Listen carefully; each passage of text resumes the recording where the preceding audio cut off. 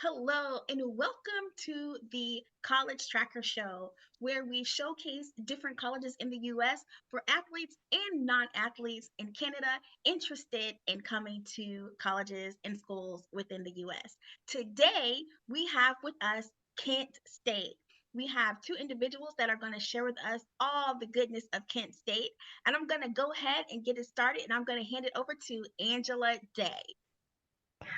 Hi everyone, I'm Angela Day. I am an international admissions counselor at Kent State University in Kent, Ohio. So I work mostly on the graduate team. I have many hats. I do a lot of processing applications, so we do all of that in our office. And I also go out and talk to interested students of any level, undergraduate and graduate. So I'm here to answer any of your application related questions. So with me, I also have a very special guest that I would like to introduce. So he is our golf coach, our Division One men's golf coach, particularly Coach Mills. You might know him from the Ontario Golf Hall of Fame recent inductee class.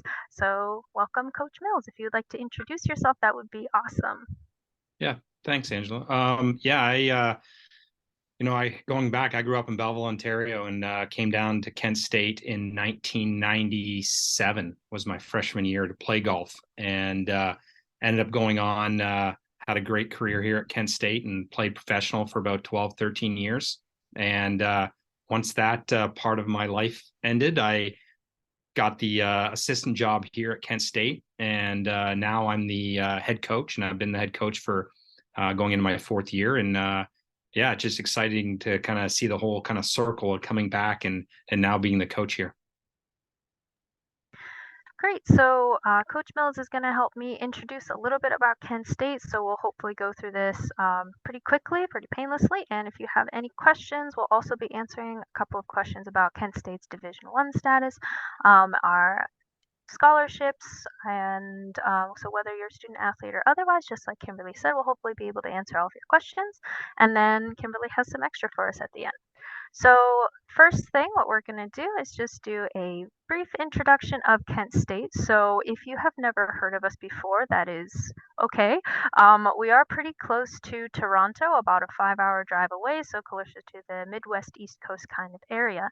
We're located in northern Ohio, so if you know where Cleveland is, LeBron James, Rock and Roll Hall of Fame, all of those, we're very close to Cleveland. That's also our closest international airport if you are wanting to fly. But again, we're a 5-hour drive from Toronto, so not too far away from you guys up there. So about our student population, we're a rather large university. We're a large public institution. So a public institution, if you've heard before on this show, we are funded by the state and local governments. We are also a very large institution. So we have close to 40,000 students spread across 8 different campuses. So that's a pretty large student population.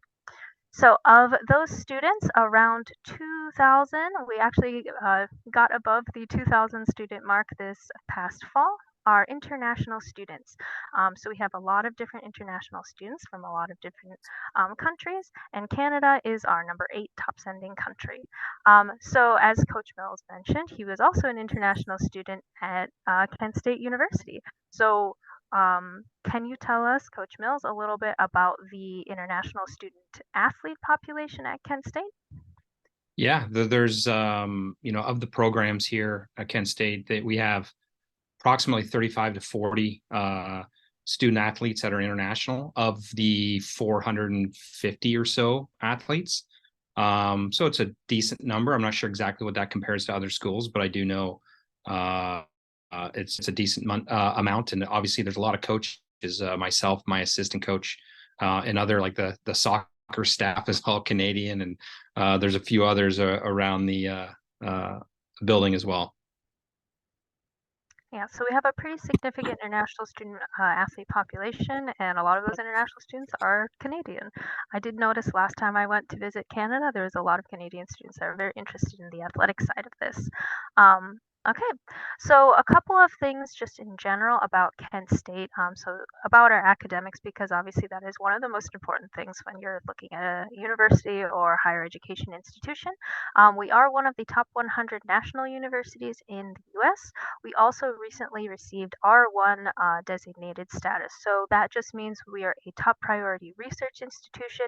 That means we turn out a certain number of PhDs and have a certain amount of research activity happening. So you'll notice that R1 is very prestigious, and you can see this at a lot of other institutions such as Harvard and the other Ivy League universities. So you don't have to go to a Ivy League or top 10 university in order to get the same amount of research opportunities. You can actually get that right here.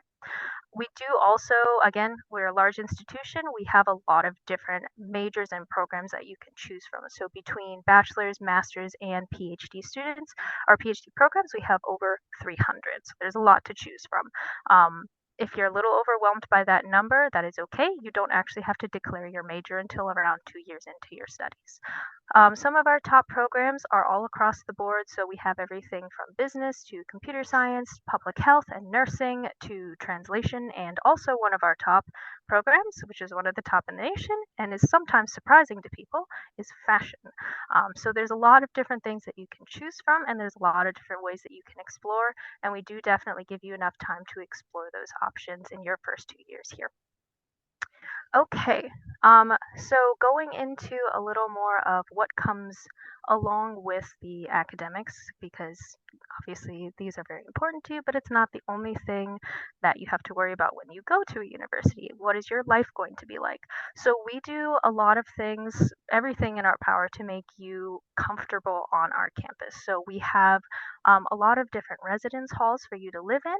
We actually have a requirement that all undergraduate students, unless they meet certain criteria like aging out or having transfer credits up to a certain academic level, that you do have to live on campus for 2 years. So this has been shown through research to have students who have higher GPAs and are more comfortable and mentally healthier on campus because you have that safe place and a community built in.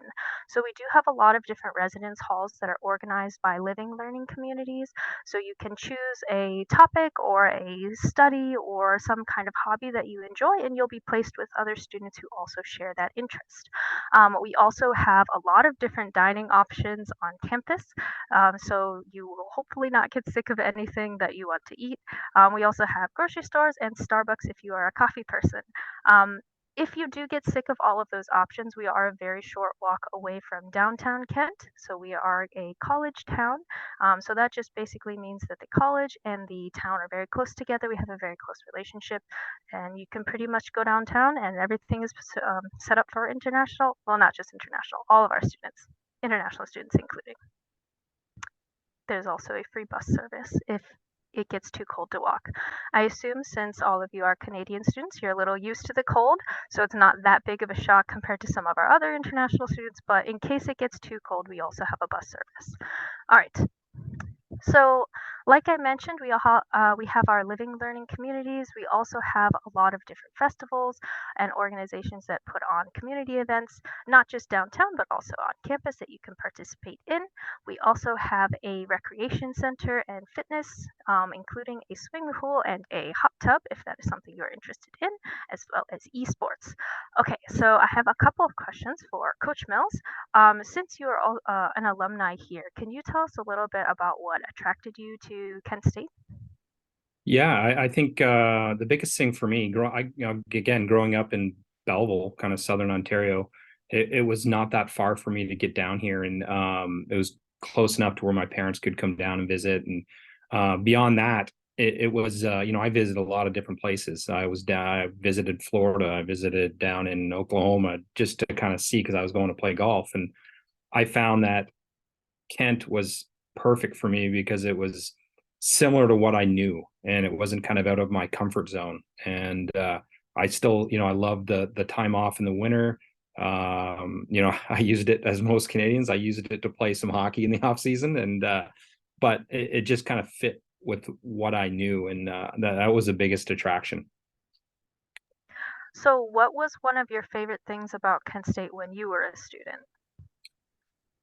Obviously the golf, from a golf team perspective, we traveled all across the country and played in elite tournaments. So that obviously was the big part of my time here. But overall, just the small community, the feeling of a small university next to a town, and it was just everything's kind of built together, and everyone. It's just that kind of small community, small town feel, and I kind of love that. I never wanted to be kind of overwhelmed with the big city stuff. So you obviously returned as a coach much later. Is that still kind of your favorite thing? Is that what drew you back to Kent State? Yeah, and just my experience here, I had some opportunities to coach elsewhere, and when this job opened up, it was kind of a no-brainer for me. I met my wife here at Kent State, and for her to move our family here, and we knew the kind of the environment we were bringing our kids to, and love that idea of bringing our kids up in a community like this, and also to a university that we both had great experiences here. Great, thank you. So obviously we have Coach Mills here because another part of our university, in addition to our 400 student organizations that you can participate in, is in your after school kind of or after class, outside of classes organizations. We also have Division One athletics. So we have 19 Division One teams divided between men and women. I won't read off all of them. You can obviously see them, but there's a lot of different opportunities to participate in Division One athletics. So questions for Coach Mills in particular. We talked a little bit about the student support services available for all the students, such as the dining halls that we have advising. What is available specifically for student athletes? Yeah, we've got a lot of great things to help kind of support our student athletes. We have a student athlete study hall called Jenkins Center, which athletes can go into and spend time in there, getting ahead in class and doing homework, and having access to learning specialists, tutors, all those kind of things. We have each team has a designated academic advisor. You also have access in regards to that. They help you schedule all your classes. You're able to apply to set classes before regular students to kind of help fit around practice schedules and tournament schedules. We have an international academic learning specialist as well that can help with writing papers. Now, for the most part, Canadians transitioning coming down here won't really have that kind of an issue, other than just some grammar stuff, but they're there to help that. We've had some French kids come through our town, our program, and they've adapted well. But any kind of issues with in regards to that, we can help with, which is obviously a great ability to do that and support those athletes. Thank you. Right. So we talked a little bit about downtown Kent a little bit, so we'll bypass this. So one thing that I did want to point out, like Coach Mills said, this is a very close community. We're very close to downtown Kent, and we have a very good relationship with not just the people down there, but also the safety and police officers who monitor both the campus and downtown area. So we are actually one of the 25th safest campus in all of the 4,000 plus higher education campuses in the US. So we take our students' safety very, very seriously.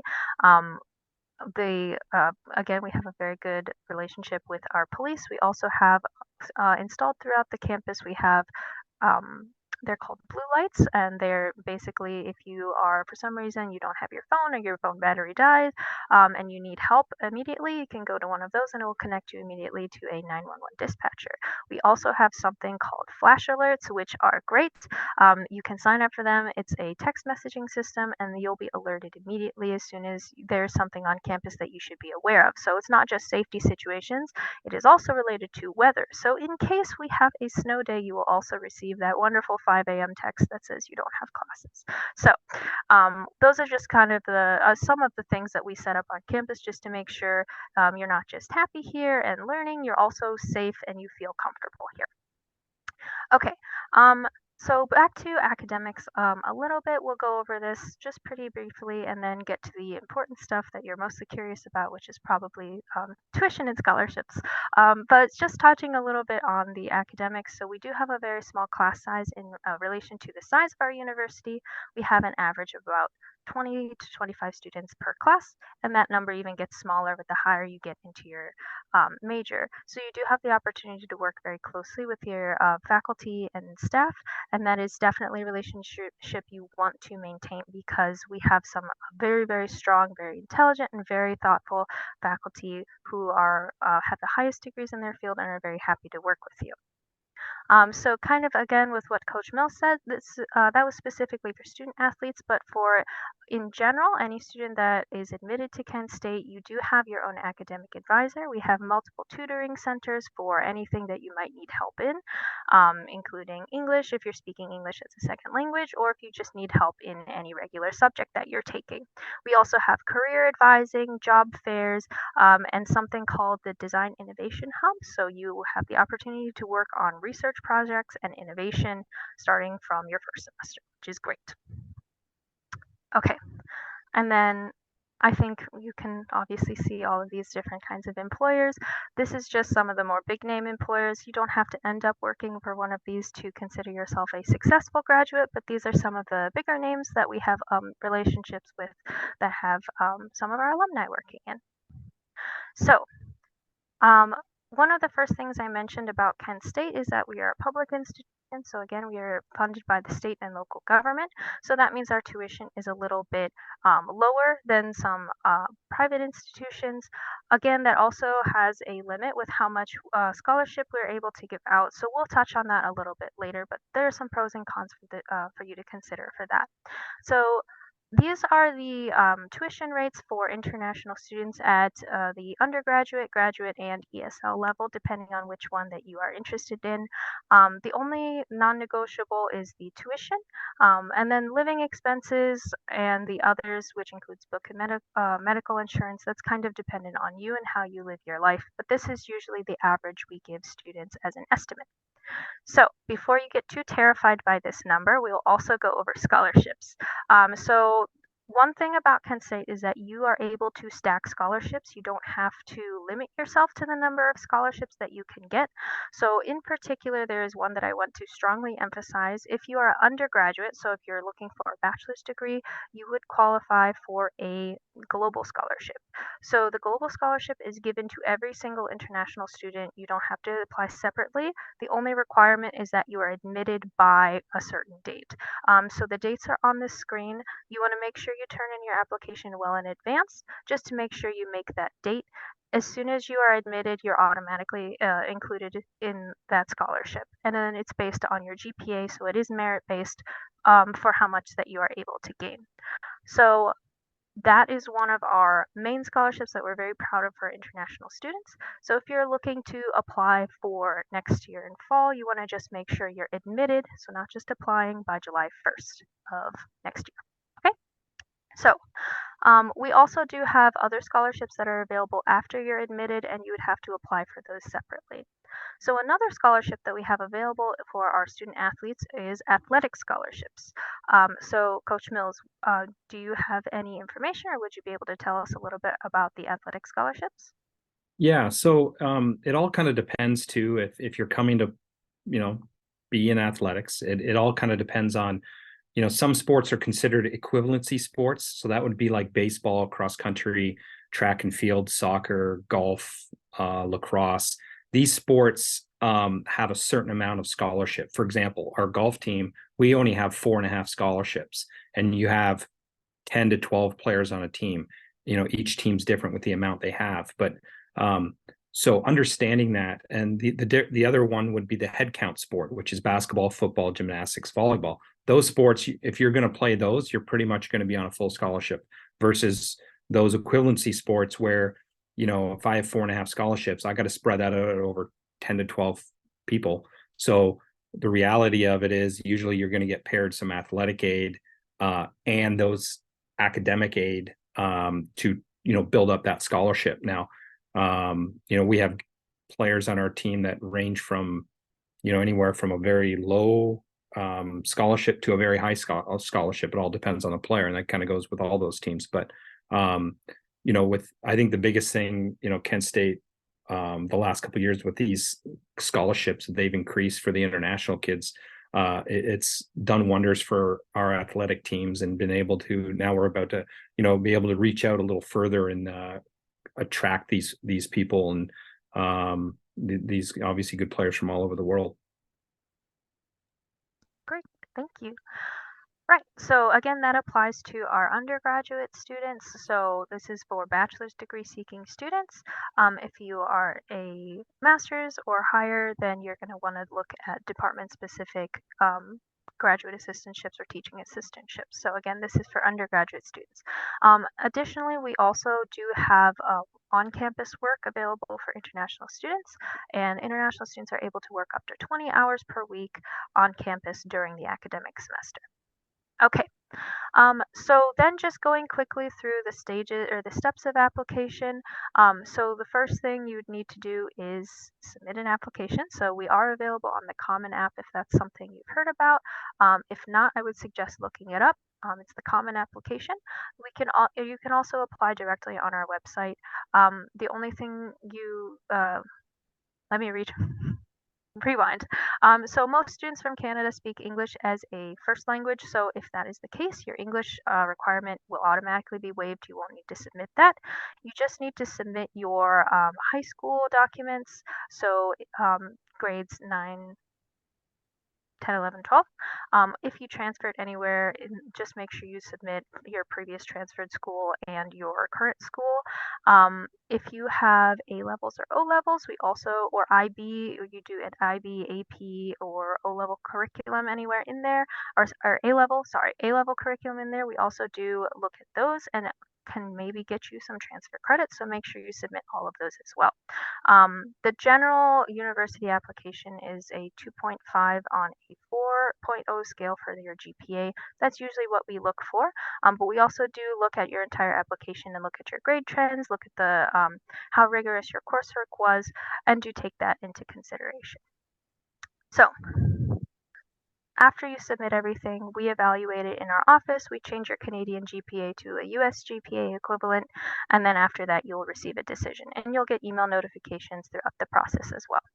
And then this is a little bit further in advance, and I'm sure you'll also get guidance on this from a lot of your Canadian advisors and your high school advisors concerning your immigration documents. It's a lot easier for Canadian students. Once you get your I-20, you don't have to apply for a visa. You can just go to the border. Just make sure you actually stop and go to the border patrol and declare that you are a student and not just a visitor. But you'll get a lot of guidance on that. And if you have any questions, you can reach out to your advisors now. You can reach out to me. I can drop my email in the chat as well. And so if you have any questions about what to do if you're a Canadian student, I'm the advisor for Canada. So please reach out to me and I'll be happy to help you. So that is all that I currently have for our in general PowerPoint, but I understand that Kimberly might have some extra questions for us, so I'll stop sharing now. Thank you so much, Angela and John, for joining us today and sharing all the goodness that there is for Kent State. Before I go into my questions for you, we do have one question from our attending audience. And anyone watching, if you have any questions, pop them into the Q&A box and we'll address them for you. The question we have is from Massimo. Hope I said that name correctly. And this is a question for you, Coach John. And the question is, do you know how many scholarships are available to baseball? Not right off the top of my head, but I'll find out real quick.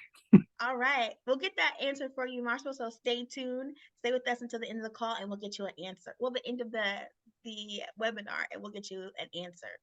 While Coach John is looking for that, Angela, I do have a quick question for you. And you did mention a lot of the companies where Kent State graduates go. But I just wanted to ask if there are additional career services or resources that are available to help students with interns, job placement, and career development.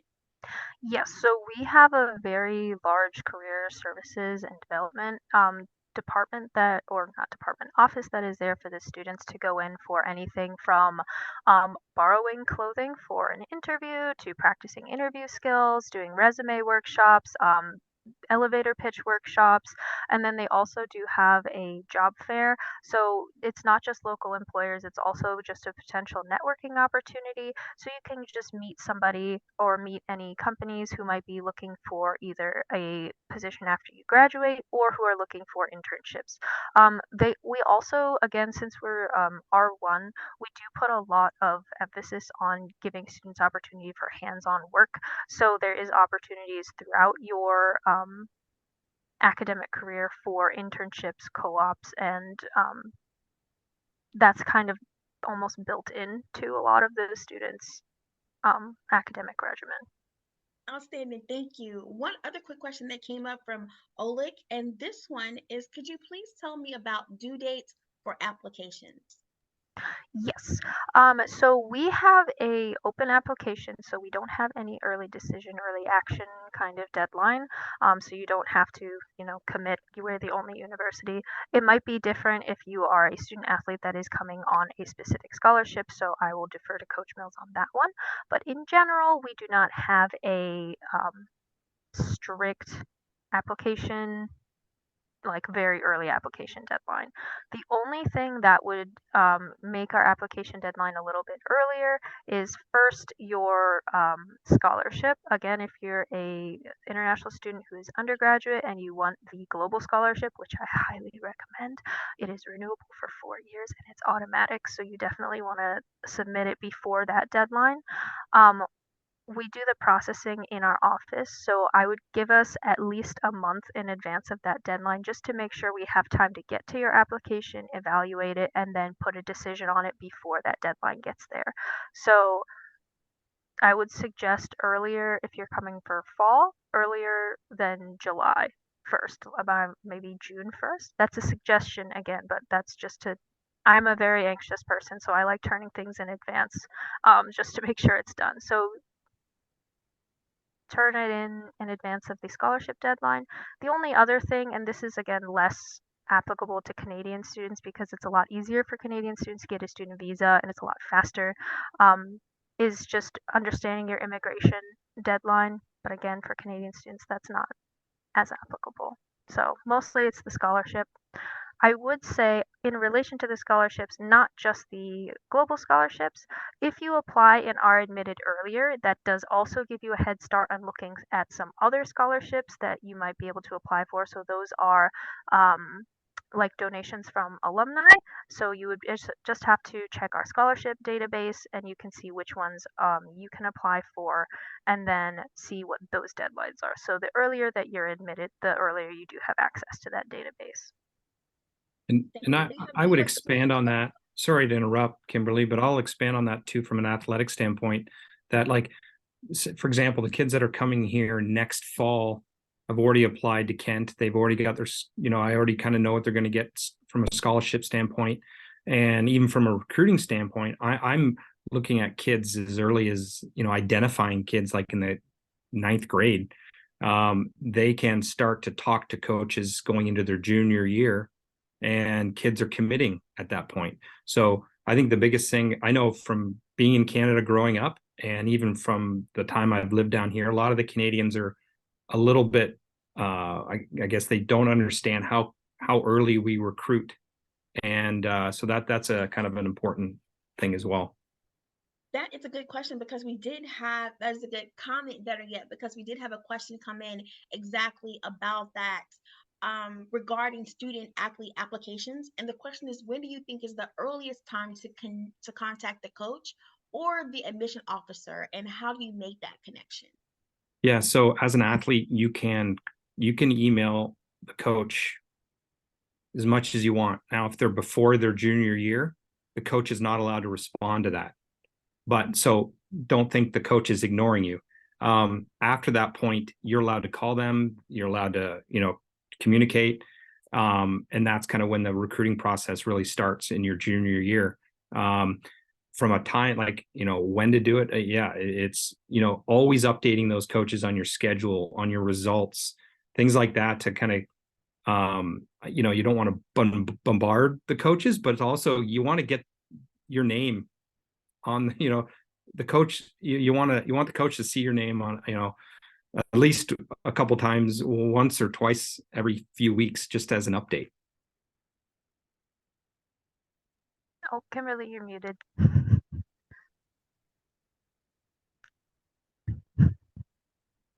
Kimberly, you're muted. Sorry, Yeah. I don't think Oh, we. look at that. I was gonna say, It's not. I did have. Did you want to add something additional to that, Angela? Yeah, just from an academic standpoint. So, if you're a student athlete, you do have to be, meet the Division 1 requirements. You also do have to meet the academic requirements of the institution in order to be admitted. So you do have to actually submit a academic application in addition to getting the coach's interest. You don't have to apply your sophomore year. You can do that in a regular timeline. So for students who are graduate, I would usually start looking at colleges starting your year 10 or year 11. Um, Start investigating. You want to give yourself enough time in case you see colleges that have earlier timelines so you can submit applications and compare how much scholarship you're able to get from each one. Um, Start investigating year 10 and year 11, and then by year 11, I think you should be starting to apply towards our application usually opens in August, on August 1st. So that's usually when students start applying, is the year before they start or they plan on starting at university. Thanks, Angela, for that clarification. And we do have a couple people that want to know if you need an SAT score. No, we are test optional completely. So a lot of students, especially post-pandemic, the trend is not submitting ACT, SAT scores, and that's totally fine. If you are from a French-speaking region and you want to submit your SAT English score as proof of English proficiency, you can do that though. Um, I think that's one of the only cases in which students would submit an SAT score. Another one would be if students feel like their academic their transcripts don't show their best performance and they think they did really well on the SAT or ACT, they can choose to submit those additionally. But if they do submit those, you cannot go back and say, actually, can you delete that from my application? I don't want you to look at them. So if you do submit it, we will look at it. So in general, students usually don't. Gotcha. And so, just for clarification for Winston, is there a requirement for international students to write the SATs? Is that answer no? Yep. So there's no requirement. You are not required to take it. You're not required to turn it in. Um, you can if you want to use it for English proficiency or if you think it shows your a better performance for yourself. Thanks so much, Angela. Coach Mills, you're pretty popular. A couple questions for you. First is, do you run campus baseball camps during winter or spring? Yes, they do camps. I'm not exactly sure. If you go onto the baseball website, you could probably see their camps and sign up for them. The other question from before, I have an answer for. A baseball team. Our team, in fact, I think they have 38 on their roster right now. I think the max is 40, and they have an NCAA rules. You're allowed 11. I think they said 11.7 or total scholarships. So that's obviously, you can understand how they got to spread that money out. Gotcha. Thanks so much. One other question, Coach Mills. The question is, could you give some insight on the balance between athletic time and academic time? And additional to that question, were you able to adapt easily with your course load versus practice time? Yes. So the first question, it's well, I guess it's really important to balance because the schedule day to day is pretty hectic for student athletes. So you look at our student athletes, they schedule all their classes in the morning. So starting from like potentially 6:30 workouts, getting done around noon, and then all afternoon is practice, golf practice. We go play golf, and then the evenings they might have a class or study hall, and then they just repeat. And every sport's different with where they schedule their practices, but it's very time demanding, and it's really important to be strong academically. So you don't get too far behind, because in golf we miss more school than any other athlete, but with the resources we have here, it keeps everyone kind of on their path. And so it's really important to be strong academically and be able to get ahead. What was the second part of that question? Yeah, let me go back. It was a two-part. It was about the were you able to adapt easily with your course load versus practice time? I think you kind of answered it. Yeah, and it's just, every kid when they come in here as a freshman, it's very overwhelming the first few weeks as any athlete, because there's just a lot of things to be doing and getting accustomed to everything. But once you get into that pattern, that schedule of day-to-day operations, you start to get comfortable with it. Gotcha. One other question that kind of segues into what you just talked about was with the scholarships, is there academic criteria that's required to maintain the scholarships and renew them as well? Yeah, from the athletic standpoint, yes. It is, depending. I think it kind of varies depending, but you kind of look at that, like, as long as you maintain like a 3.0, you're going to maintain a lot of those scholarships, if not all of them. And which, again, if we have a kid coming in who comes in at like a 3.7 and qualifies for those bigger scholarships, and the honors college tends not to be really an issue with that, because they should be able to maintain that 3.0. Gotcha. And then Angela, popping over to you, I know that you mentioned that the global scholarship, it's renewed automatically, but is there anything that students need to do for that renewal? Yeah, so it's renewable for 4 years or 8 semesters. Um, you do have to maintain good standing. Um, from the university standpoint, so that's just meeting at minimum the entry level GPA that we have. We're not expecting you to maintain the exact GPA that you come in with to maintain that same level of scholarship. So, for example, one of our top tiers is 3.7 or higher. You don't have to maintain a 3.7 to keep getting that top tier, because that's very hard to do in college. But you'll still be receiving that top tier scholarship that you got when you were admitted, as long as you maintain good standing. The other thing you do need to maintain as an international student is um, you do need to maintain 12 credit hours of in-person classes. So this is a little bit different from the visa regulations, which say that you can have an X amount of online classes. For the global scholarship, you do need to have a slightly higher amount of in-person classes, and they do need to be on the Kent campus. So not on one of our regional campuses.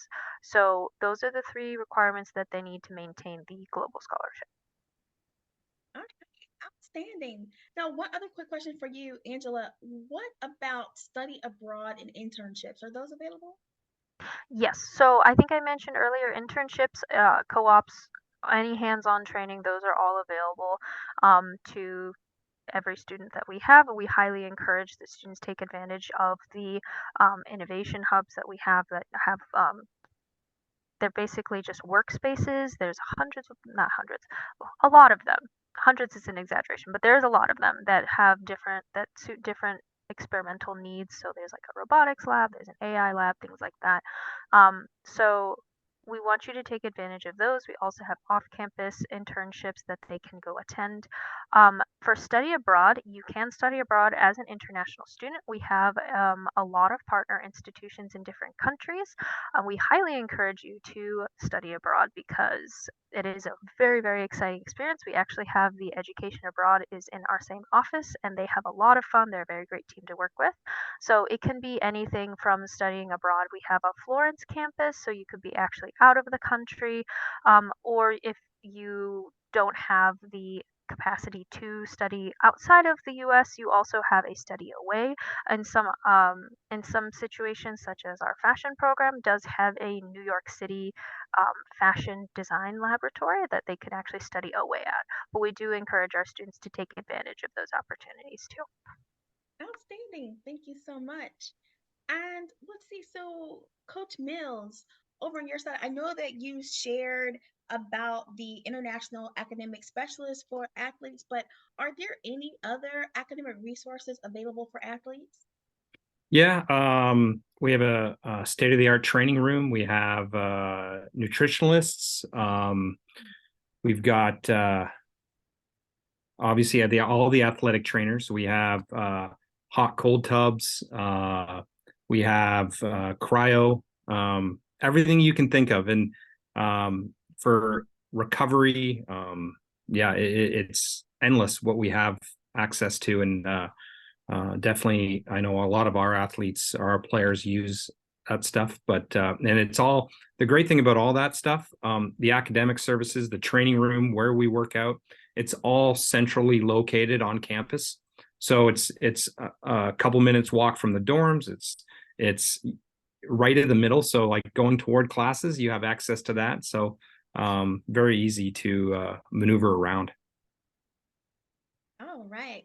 Now, one other quick question to you, Angela.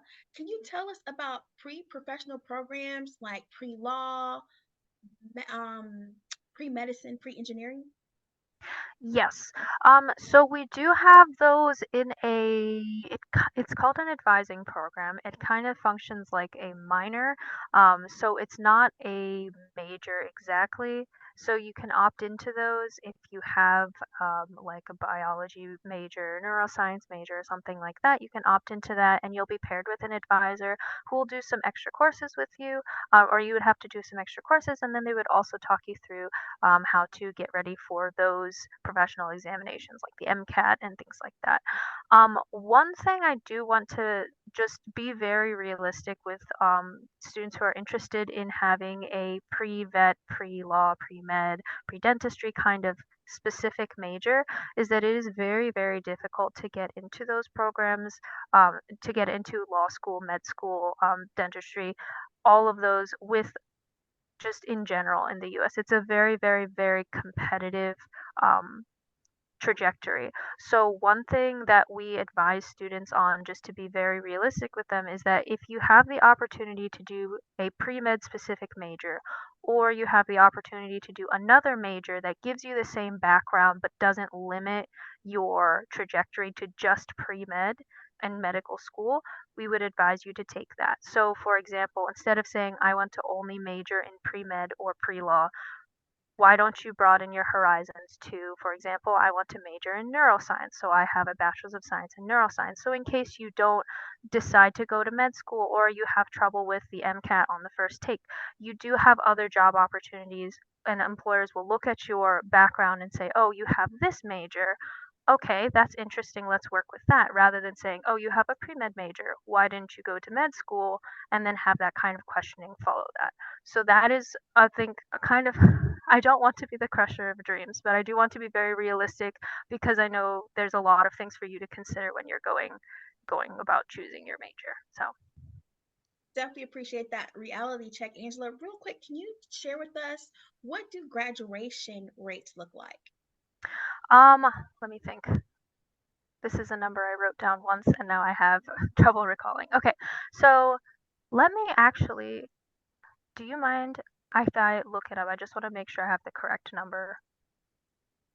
No, Yeah, while of she course. looks it up too, I'll go a little bit more into the some of the things at sports, like the facilities we have here are unbelievable. Like our golf facility is one of the best in the country, and definitely one of the best in this part of the country, in the northern part. And um, all the other, baseball, soccer, like it's incredible what they have here, what they have access to, training, and in the actual field. So, our golf facility, for example, was built in like 2007, and it's a $2.3 million facility that's privately uh, used for the men's and women's golf team.